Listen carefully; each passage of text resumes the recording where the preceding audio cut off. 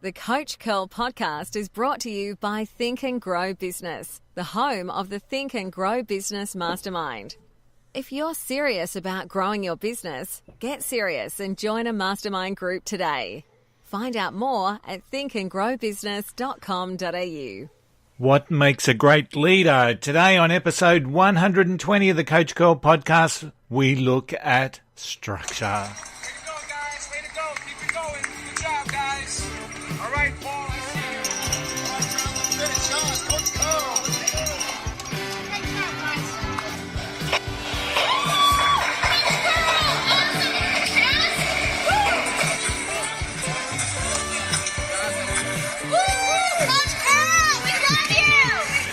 Hey there, it's Tony here, and welcome to episode 120 of the Coach Curl podcast.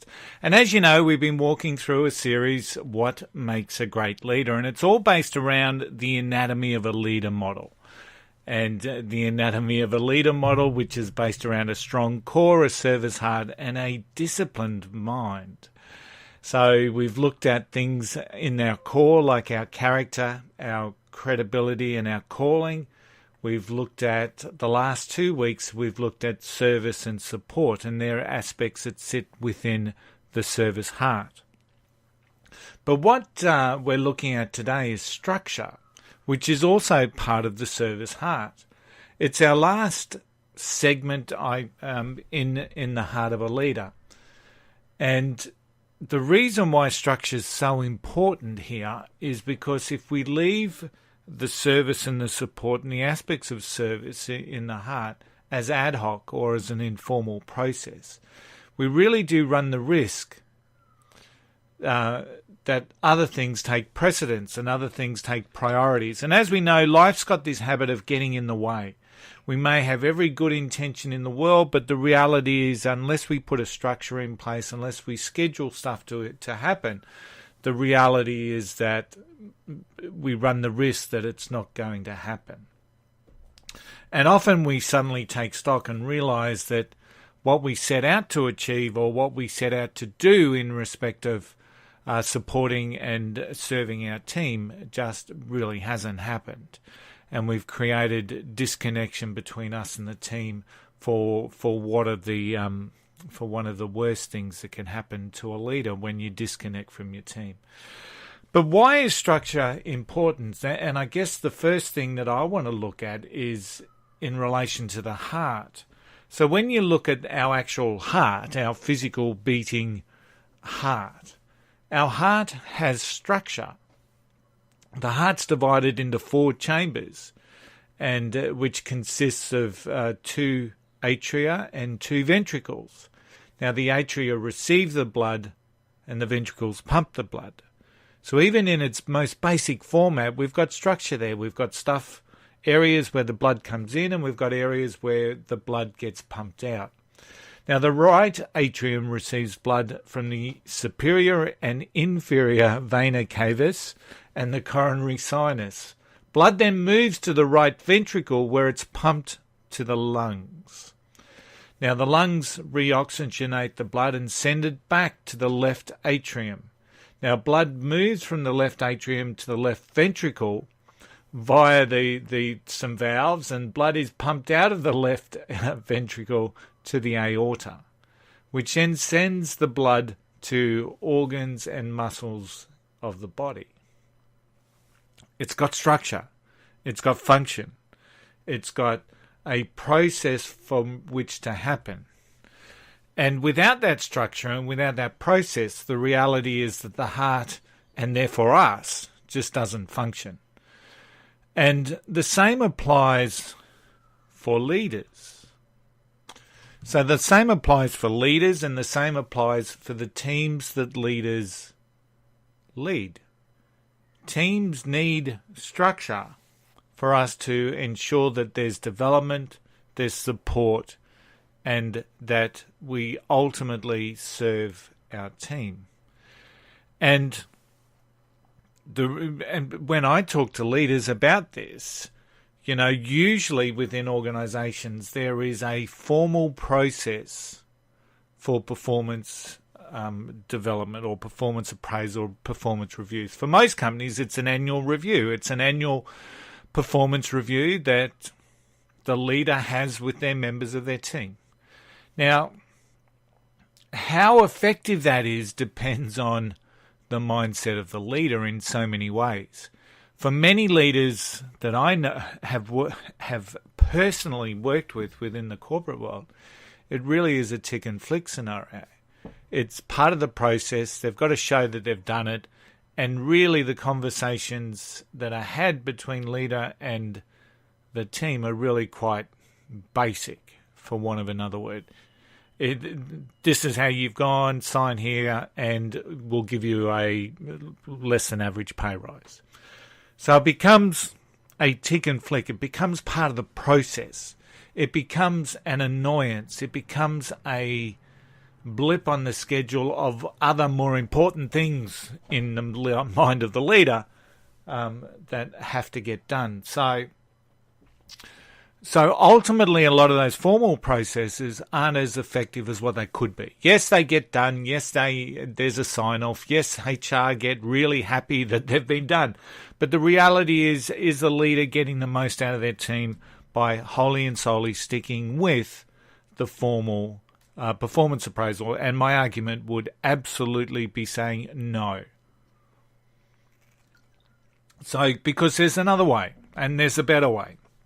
And it aligns with the proper way, the formal process, if a leader is smart. Now, the reality is, as we've talked, the leader requires support from others to make sure that they're effective in their role. We spoke about that in our last episode. So when we support our team, ultimately we should receive that support back in better performance and better effectiveness within their role. So when a leader assesses one of their priorities, and believe me, it is one of your priorities to develop and improve the performance of your team, that's a mindset shift. So when we realize the importance of our team, the importance of ensuring that they've got ongoing development, the importance that they continue to refine, enhance, improve what it is that they do, when a leader acknowledges that, putting in a process that supports that becomes much more effective. When a leader doesn't believe that, when a leader believes that people are just there to pick up their paycheck and do as little as what they possibly can, no amount of structure, no amount of conversations will actually change that process with any level of effectiveness, because it all starts inside the mindset of a leader. If a mindset of a leader is strong and believes in developing their people, they will achieve results. So firstly, it needs to be a priority for the leader. It needs to be something that they want to do and that they believe it's part of their responsibilities, because ultimately it is. Now, when we have the formal process, and some companies don't have a formal process, most companies will have some form of formal process. Now, when we have the formal process, it can align really strongly with the informal process. Even when a formal process is done well, what it means is that you're sitting down and you're talking with your team at defined times of the year. So it might be quarterly, it might be half yearly, it might be, but most part it's annually. So the only time you're actually sitting down and talking with individual team members in and around their performance and their goal setting processes is once a year, and seriously, that's just not good enough. So what I encourage people to do, and I do that as part of the anatomy of the leader structure, is to build an informal, and you didn't see my actions, but I used like the inverted commas, an informal process that supports the formal process. So the informal process becomes a lot less structured, a lot less tick and flick scenario, but just as important, if not more. So let me just walk through what an informal process could and should look like, right? So an informal process is where you're catching up with your team members on a one-on-one basis on a regular scheduled time. So a lot of leaders that have had effectiveness in this area have caught up with their teams once a month. And it might be a 20-minute, half an hour session that they have with them, where the whole and sole focus is on the team member and the goals that they have set for the year. Now, as I said, it's scheduled, it's in their calendars, it's a non-negotiable aspect of part of their role. And that conversation that's had, 80% is listening from the leader. 80%. And maybe 20% is about questions and adding some mentoring advice along the way. 20% is where a leader pulls up stumps on what it is that they're going to say. And I know that there are some leaders out there that will struggle with that. But the reality is it's a listening post. It's where you need to be. You need to be asking the right questions. You want your team member to own the goals that they've set and to own their own development. And that's what the nature of these conversations are all about.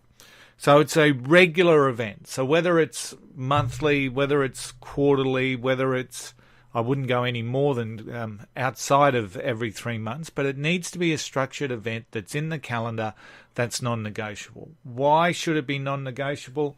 I've worked with teams before and I've worked with companies before and leadership groups who have people that don't want to take accountability for their own growth, right? So they just don't want to do it.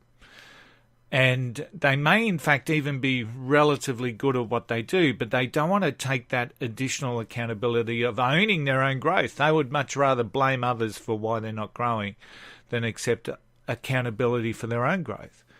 So, and what you often see when you've got people like that within your team is that they'll do everything to get out of those conversations.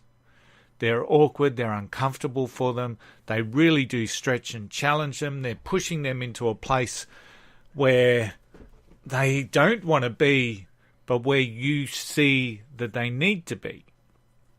So sometimes a leader is all about steering the ship while rocking the boat. So in this case, that's what you're doing. You're steering the team member or your direct report to where their potential is, and you're rocking the boat because they ultimately don't want to be there. Now, if you left it up to the team member, they're going to cancel on you every time. There's always something much more important in their mind than sitting there in an uncomfortable conversation being held accountable for their own growth and development. But that's why they're non-negotiable, and that's why they should happen. And it's about that consistency. And by the second or the third meeting that you had, they've suddenly realised that they've either got to buy into the process and make the most of it for themselves, or whatever other options they see as fit. But you need to be consistent as a leader, and you need to be making sure that those meetings that are in the diaries, that are in the calendars, that are in the outlooks, are absolutely non-negotiable. They just happen. Nothing else takes precedence over those particular conversations. And what are you talking about in those conversations? Well, a fantastic methodology to use is what a lot of coaches use. It's called the GROW method. And once you understand the GROW method and feel really comfortable with it, it becomes a really authentic, natural style of conversation, which adds to that concept that these are informal development chats, but because they're structured and because they're consistent and because they're non-negotiable, you actually know that they're formal, if that makes sense. So you're formalizing an informal conversation based around the development of the people. They believe it's a lovely chat, that you're caring for them, that you're showing some your empathy, you're providing them some benefits of your experience and skill set, in a informal basis where they feel safe and they certainly don't feel threatened. But you know it's more formal than that because you've got the structure and you've got the scheduling behind you. So the GROW methodology is really cool. The G in the GROW method stands for goals. The R stands for reality. O stands for, well, it's actually two O's. What are some of the obstacles they may talk about during current reality, and what are their options to move forward, and then W stands for way forward. So everyone should be coming out of these conversations with 2 or 3 steps that they need to be doing to move forward. So, typical questions might be, so how are you going in relation to the goal that you set for this particular year? Trying to decipher and intercept that. So what are some of those, what's the current, where do you currently sit with that? What's the progress? Okay, so what are you finding challenging and frustrating in relation to achievement of that goal? Okay, so what are some of the options, or what can you do? What are some of the things that maybe you can do to help with that situation? And then W is, okay, so let's pin down 2 or 3 exact things that you've walked through. Now, when you leave this meeting, what is it that we're going to do to help us achieve the goal? So it becomes a really informal type process. Really authentic, really natural, and the team member walks out feeling like they've been listened to, feeling like they've got a sense of direction from the leader, and you're sitting there understanding the benefits, that you're creating the team you want from the team that you have, because you're putting time into their development. The key things here is you're investing in your team, okay, and you want to see a return on that investment. So these are not nice to have conversations if a coffee just to pass the time and say you're doing it. You're investing in your team, so you need to invest in these conversations as well. So consistency, investment, and you're creating connection along the way. So all up, you're helping support the aspect of creation of a growth environment just for you and your team to be working in. Now, the last point that I just want to raise is when you create this growth culture, you actually go a long way to providing what I call to coaching courage. Now, coaching courage is something that leaders sort of misinterpret, because they see this concept of coaching courage as being courageous and a risk taker and et cetera, whereas that's probably one aspect that some coaches will talk about, but I talk about coaching courage in a completely different aspect. You want to coach courage in your team so that you're creating a feedback culture. You're creating a culture where people are actively seeking and providing feedback. Because when you're in that culture, you can't help but get better. And when people are giving feedback, because feedback is a gift, and they understand that and they do that for that. So you can really work through a development process, creating a growth culture, creating this coaching courage within your team to share feedback with you, just simply by setting some structure around your development of the team. So in terms of the service hard, we serve our people, we support our people, and we put structure into that to make sure that we're delivering. And when you do that, you will reap the rewards, and you will reap the benefits of what that is and what that looks like for you and your team. I hope you've taken some value out of this today. If you know someone that will take some value, please share the podcast.